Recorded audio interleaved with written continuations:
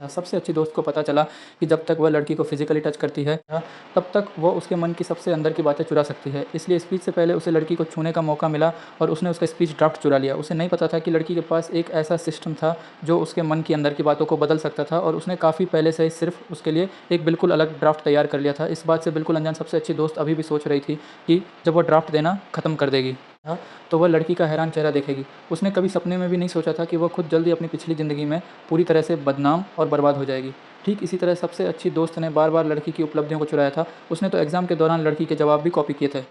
लेकिन बाद में उसने लड़की पर उसे कॉपी करने का आरोप लगाया, जिससे लड़की को नकलची होने की बदनामी झेलनी पड़ी और आखिरकार उसे उसकी सबसे अच्छी दोस्त ने ही मार डाला।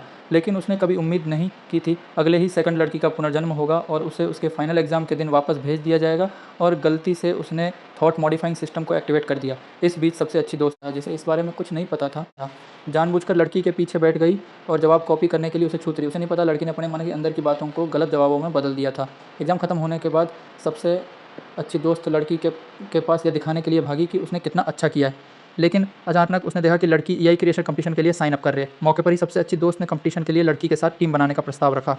उसने यह भी कहा कि वैसे भी जब भी उन्होंने पहले कोई कंपटीशन में हिस्सा लिया था तो लड़की हमेशा उसकी उपलब्धियों को कॉपी करती थी। लेकिन जैसे ही यह शब्द उसके मुंह से निकले उसने हैरानी से अपना हाथ अपने मुख पर रख लिया, यह कहते हुए कि उसने गलती से राज खोल दिया। यह सुनकर सभी क्लासमेट्स ने तुरंत यह नतीजा निकाला कि लड़की की पिछली सभी उपलब्धियां उससे कॉपी की गई थीं। हालांकि ज़िंदगी में दूसरा मौका मिलने के बाद लड़की ने तय किया कि वह अब और बुलिंग बर्दाश्त नहीं करेगी। उसने सीधे सबसे अच्छी दोस्त के चेहरे पर थप्पड़ मारा और कहा कि असली नकलची कौन है। यह बात उसके दिल में सबसे अच्छी तरह से पता है। यह कहकर वह अकड़ते हुए क्लासरूम से बाहर निकल गई। इससे उसकी सबसे अच्छी दोस्त को बहुत गुस्सा आया लेकिन जब वो मुड़ी तो उसने कुछ देखा। उस लड़की ने अपना एआई कंपटीशन प्रोजेक्ट टीचर को सबमिट कर दिया था और उसके लिए उसे बहुत तारीफ़ मिली थी। कोई चारा न देखकर सबसे अच्छी दोस्त ने दोस्ती का झूठा दिखावा किया और उस लड़की से दोस्ती करने की कोशिश की ताकि उसे छूने और प्रोजेक्ट चुराने का मौका मिल सके।